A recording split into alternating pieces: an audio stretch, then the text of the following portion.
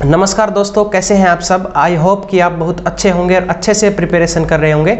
दोस्तों, जैसे कि आपको पता है एग्ज़ाम की जो डेट है वो कभी भी अनाउंस हो सकती है, तो ये टाइम है प्रैक्टिस करने का, रिवीजन करने का। अगर आपने अब तक रिवीजन स्टार्ट नहीं किया है तो आप रिवीजन को स्टार्ट कर दो और प्रीवियस ईयर के या जितने भी इम्पोर्टेंट एमसीक्यूज हैं आप उनकी प्रैक्टिस कीजिए। ठीक है, तो स्वागत है आपका हमारे यूट्यूब चैनल साहित्य स्टडी में। और आज की वीडियो में हम 25 मोस्ट इंपॉर्टेंट क्वेश्चन को डिस्कस करने वाले हैं। यहाँ से हम एक सीरीज को स्टार्ट कर रहे हैं, उसके बाद हम एज के अकॉर्डिंग भी प्रैक्टिस क्वेश्चंस को डिस्कस करेंगे। जैसे पहले हम 64 एज पे जितने भी इंपॉर्टेंट क्वेश्चन हैं उनको डिस्कस करेंगे। उसके बाद अगली एज जो है, जैसे रेनेसा है, एलिजाबेथन पीरियड है, कैविलियर एज है, कैरोलाइन एज है। ठीक है, इन सब पे हम थोड़े थोड़े क्वेश्चन जो हैं वो डिस्कस करेंगे। जितने भी इंपॉर्टेंट क्वेश्चन बनेंगे वो मेरी कोशिश रहेगी कि मैं एक एक वीडियो सब पे बनाऊं। ठीक है, तो चलिए आज से हम स्टार्ट करते हैं हमारे प्रैक्टिस सेशन को।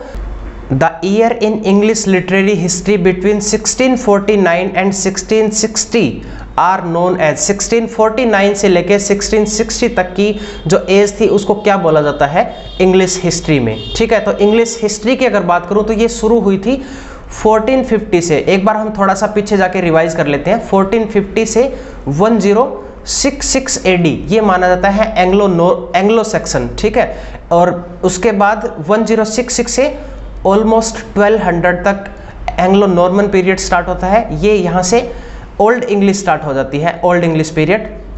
तो ओल्ड इंग्लिश जो है वो चला था ऑलमोस्ट 1500 तक। जो इसके अंदर जैसे 1340 में चौसर की एज स्टार्ट होती है, वो चलती है 1400 तक। ठीक है, और फिर 1400 से लेके 1500 तक चलती है एज ऑफ रिवाइवल, जिसको डार्क एज भी बोला जाता है।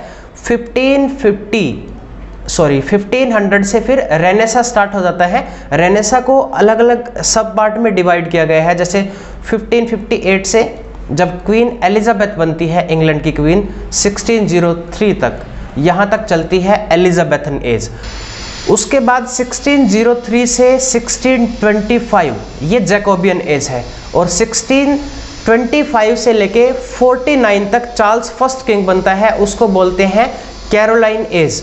और 1649 में जो प्यूरिटन्स हैं वो चार्ल्स फर्स्ट को मार देते हैं और अपना रूल एस्टेब्लिश कर लेते हैं। ये 1649 से लेके 1660 तक इसको बोला जाता है प्यूरिटन एज। इसके काफ़ी सारे और नाम हैं, जैसे iron government, first democracy, age of Puritans and Commonwealth period. ठीक है, ये सारे नाम इसी एज के हैं, 1649 से लेके 1660 तक की है, तो इसको बोलते हैं कॉमनवेल्थ पीरियड। और यहाँ से 1660 के बाद जो है वो रेस्टोरेशन पीरियड स्टार्ट हो जाता है। चार्ल्स सेकंड ने दोबारा से मोनार्की को रिस्टोर कर लिया था। ठीक है, तो ये हमारा आंसर होगा the Commonwealth period.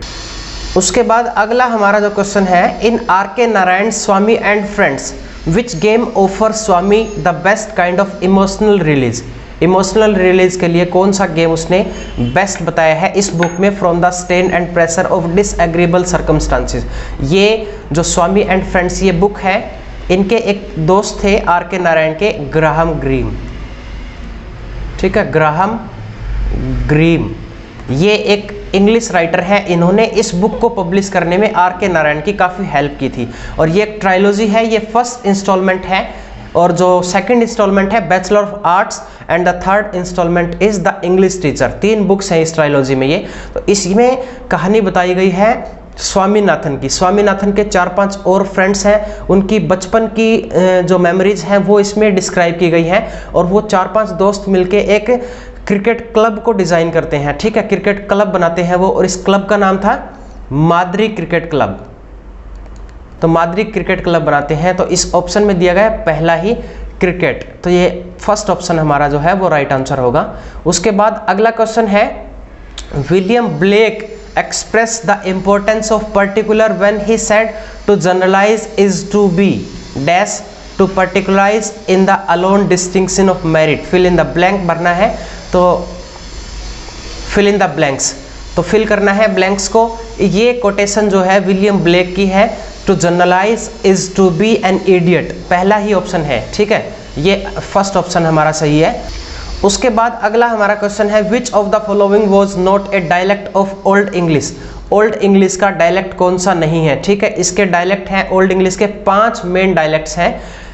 East Midland सबसे इंपॉर्टेंट है, ठीक है, ये याद रखना, ईस्ट मिडलैंड। उसके बाद है साउथम्ब्रियन, साउथम्ब्रियन, यहाँ पे स्पेलिंग देख लेना, ये अम्ब्रियन की साउथ, नॉर्थम्ब्रियन है, साउथम्ब्रियन है, ये भी है डायलेक्ट। उसके बाद है मैरिशियन और कैंटिस, तो ये 5 डायलेक्ट हैं ओल्ड इंग्लिश के। तो आयरिश जो है वो नहीं है, तो ये हमारा सही आंसर होगा, ठीक है, ऑप्शन नंबर फर्स्ट। और इसके अलावा आप ओल्ड इंग्लिश की जो लैंग्वेज है उसको भी याद रखना, जैसे एंग्लो है, एंग्लो की लैंग्वेज जो है वो लैटिन थी।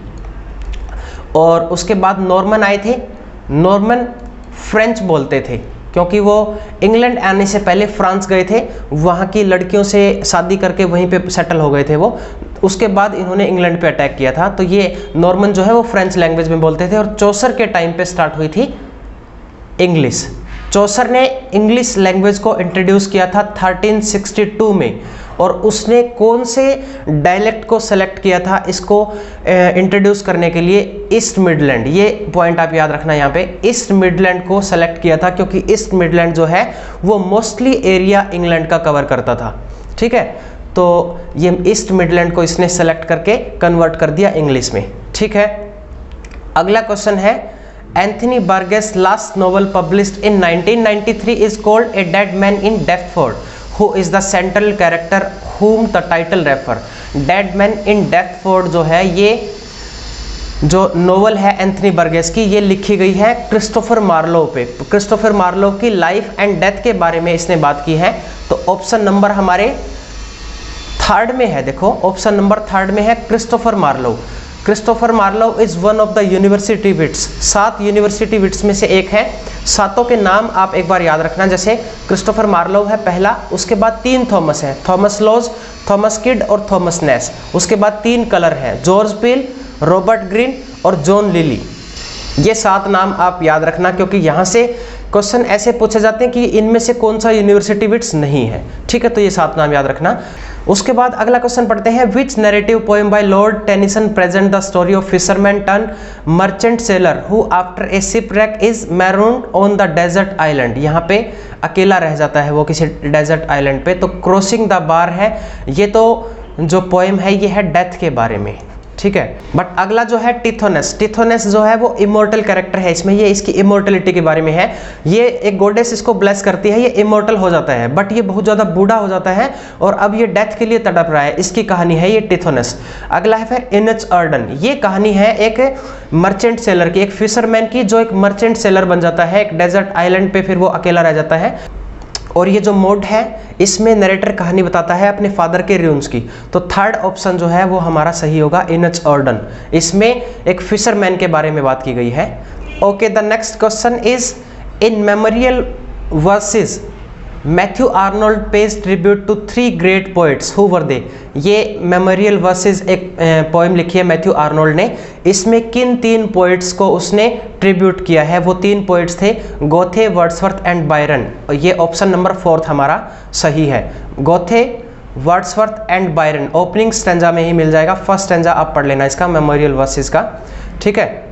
The next question is, who among the following English playwright wrote screenplay on the novels such as Marcel Proust In Search of Lost Time, John Fowles The French Lieutenant Woman and the Margaret Atwood's Handmaid's Tale। ये तीनों ही जो novel है वो important है, आपको तीनों novel अच्छे से डिटेल में पढ़नी है, ठीक है। तो इसके स्क्रीन प्ले पूछा है, किसने लिखा है? स्क्रीन प्ले होता है कि जो एक फिल्म के लिए एक स्क्रिप्ट लिखी जाती है या किसी टीवी प्रोग्राम के लिए एक स्क्रिप्ट लिखी जाती है, उसको स्क्रीन प्ले बोलते हैं। और ये लिखा है हैरोल्ड पिंटर ने।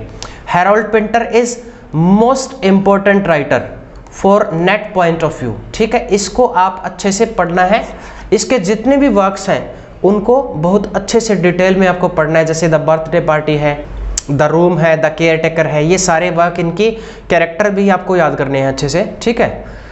तो इसमें हैरोल्ड पिंटर हमारा राइट आंसर है। After that the next question, choose the correct chronological order. कुछ बुक्स दी गई है नीचे, क्रोनोलॉजी में हमने सेट करना है, डेट बतानी है उनकी। William Caxton the first English book, देखो प्रिंटिंग प्रेस कब आई थी? 1476 में इंग्लैंड में, ठीक है, तब उस टाइम पे फर्स्ट बुक पब्लिश की गई थी। और विलियम शेक्सपियर का फर्स्ट फोलियो जो है वो पब्लिश हुआ था 1609 में। उसके बाद है जॉन मिल्टन एरोपैजिटिका, ये आई थी 1644 में। ये बुक जो है कुछ टाइम के लिए बैन कर दी गई थी क्योंकि इसमें फ्रीडम ऑफ स्पीच की बात की गई है, freedom of press, freedom of speech, इन चीज़ों के बारे में जॉन मिल्टन ने बताया है। देन है टोटल मिसलेनी, टोटल मिसलेनी को पब्लिश किया था 1557 में, ठीक है, रिचर्ड टोटल ने। इसने 3 सोनेटियर्स के सोनेट्स को इसमें पब्लिश किया गया है। टोटल इसके अंदर सोनेट्स थे 54, ठीक है, और वो 3 सोनेटियर्स कौन कौन से थे? Thomas Wyatt, Henry Howard and Nicholas Grimald. इन 3 सोनेटियर्स के सोनेट्स इसमें पब्लिश किए गए थे। ये आई थी 1557 में। तो देखो सबसे पहले यही आएगा विलियम कैक्सटन वाला, उसके बाद 1557 वाला, देन 1609 विलियम शेक्सपियर का first folio and then 1644 Areopagitica. तो ये ऑप्शन कौन से में दिए गए हैं? थर्ड ऑप्शन में देखो विलियम कैक्सटन का पहले प्रिंटिंग फर्स्ट बुक है इसकी, उसके बाद टोटल का मिसलेनी है, देन शेक्सपियर का फर्स्ट फोलियो है, उसके बाद जॉन मिल्टन की एरोपैजिटिका है। तो ये जो आंसर है थर्ड, ये सही आंसर है। उसके बाद चलते हैं अगले क्वेश्चन पे। Who among the following is the author of the account of Augustan age in England? इस बुक का ऑथर कौन है? ये तो इजी क्वेश्चन है, ओलिवर गोल्डस्मिथ इसका ऑथर है, ठीक है। After that in how many part did Cervantes publish his novel Don Quixote? Don Quixote एक बुक है, मिगल डे सर्वेंटस ने इसको लिखा है, ठीक है। तो ये कितने पार्ट में है? इसका जो फर्स्ट पार्ट है वो 1605 में आया था, 2 पार्ट में इसको पब्लिश किया गया था 1605 में। इसमें ऑलमोस्ट 52 चैप्टर थे, ठीक है, और इसके ऑलमोस्ट 10 ईयर्स के बाद, 10 साल के बाद इसको दोनों इसके पार्ट पब्लिश किए गए थे एक साथ, ठीक है। तो ये हो गया हमारा 2 पार्ट में, ये ऑप्शन नंबर थर्ड जो है वो सही आंसर है। After that, Lytton stretches eminent Victorian carries biographical sketches of writer and public figure. Liton स्ट्रेचे ने एमिनेंट विक्टोरियन के नाम से एक नॉवल लिखी है। इसमें 4 लोगों की बायोग्राफी को मेंशन किया गया है। तो कौन कौन से 4 लोग थे वो? पहले ऑप्शन में देखते हैं Cardinal Manning, well known as religious reformer, ठीक है। कार्डिनल मैनिंग जो है वो इस एज का रिलीजियस रिफॉर्मर था, बहुत बड़ा कंट्रीब्यूशन था रिलीजन को रिफॉर्म करने में इंग्लैंड में कार्डिनल मैनिंग का। देन फ्लोरेंस नाइटिंगेल, इसको बोला जाता है लेडी विद द लैम्प। जो लोग वॉर में घायल हो गए थे उनका इलाज किया था, उनको क्योर किया था फ्लोरेंस नाइटिंगेल ने, ठीक है। तो इसने मॉडर्न नर्सिंग को एस्टेब्लिश किया। After that Thomas Arnold, he was father of Matthew Arnold and he started private schooling system in England. England में प्राइवेट स्कूलिंग सिस्टम को स्टार्ट किया था मैथ्यू आर्नोल्ड ने। देन जनरल गॉर्डन, और इसको जाना जाता था वॉर स्किल के लिए, ये एक जनरल था आर्मी में। तो इन 4 लोगों की बायोग्राफी को मेंशन किया है लिटन स्ट्रेचे ने एमिनेंट विक्टोरियंस में, ठीक है। तो फर्स्ट ही हमारा सही आंसर है। After that who among the following propose the Gulf war had never taken place, it was simply hyper real. Gulf war हुआ नहीं, कौन मानता था ऐसा? ये अभी रिसेंट में भी क्वेश्चन पूछा गया था 2021 के पेपर में। तो ये अगर आपको हाइपर रियल, ये एक टर्म के बारे में आपने सुना होगा। अगर 2 ऑप्शन है आपके पास, अब देखो यहाँ से भी आप पता लगा सकते हो गल्फ वॉर से और हाइपर रियल से। हाइपर रियल जो टर्म कॉइन की है, ये की है जीन ब्रूडिलार्ड ने। इसने 3 और ऐसे लिखे हैं, the Gulf War will not take place, the Gulf War did not take place, the Gulf War really not taking place. तो ये 3 ऐसे लिखे हैं जीन ब्रूडिलार्ड ने। थर्ड ऑप्शन जो है, इनका मानना था कि जो गल्फ वॉर है वो कभी नहीं हुआ। उसके बाद अगला क्वेश्चन है, identify the among the following list those can not be called war fiction. War fiction इनमें से कौन कौन सी नहीं है, ठीक है। पहला है हमारा द मॉडर्न इंस्टेंस, इसको लिखा है WD Havells, William dean Havells ने। तो ये एक लव मैरिज के ऊपर लिखा गया है, कैसे उनकी लव मैरिज जो है वो डिटेरियोरेट हो जाती है। कैच 22 लिखा है जोसेफ हेलर ने, योसेरियन नाम का एक सोल्जर होता है, वर्ल्ड वॉर 2 के ड्यूरिंग इसको सेट किया गया है। तो ये एक वॉर फिक्शन है। The Age of Innocence, Age of Innocence लिखा है एडिथ वॉर्टन ने 1921 में, जिसके लिए इनको पुलित्जर अवार्ड भी मिला है। And the first lady who one Pulitzer award, ठीक है, ये पॉइंट याद रखना। तो ये इसको अपर क्लास के बारे में इसमें बातचीत हो रही है, तो ये भी वॉर फिक्शन नहीं है। और ये जो फोर्थ है the naked and the dead, इसको लिखा है नॉर्मन मिलर ने, डेब्यू नॉवल थी उसकी ये। तो वो जैसे एक रेजिमेंट में काम करते थे एज ए कुक, वहाँ का एक्सपीरियंस इन्होंने वर्ल्ड वॉर सेकंड के ड्यूरिंग जो एक्सपीरियंस था वो मेंशन किया है इसमें। तो ये दोनों वॉर फिक्शन है, बी एंड डी। तो ऑप्शन हमारे सही कौन से होंगे, ए वाला और सी। कौन से ऑप्शन में दिया, ए सी थर्ड में, ठीक है, क्योंकि कैन नॉट पूछा गया था, कौन से नहीं है। उसके बाद अगले क्वेश्चन पे चलते हैं। Who among the following writer was not the one identified the movement of 1950s in England. 1950s में एक मूवमेंट आया था इंग्लैंड में, ठीक है, उस मूवमेंट को द मूवमेंट का नाम दिया गया। इसमें पूछा है कौन कौन से जो राइटर है वो एसोसिएट नहीं कर रहे हैं, कौन सा राइटर नहीं है इसमें से। तो इसमें किंग्सले एमिस था, Philip Larkin, Donald Davie, DJ Enright, Tom Gunn, John Wain, ये सारे राइटर थे। इसमें रॉय फुलर जो है वो नहीं था। तो ये आंसर जो है वो सही होगा। उसके बाद अगला क्वेश्चन है which of the following novel does not belong to the Nuruddin Farah blood in the sun trilogy. ये एक ट्रायलॉजी है blood in the sun, Nuruddin Farah की, ये एक सोमाली राइटर है। पूछा गया है कि कौन सी जो है इसकी ट्रायलॉजी से में नहीं है।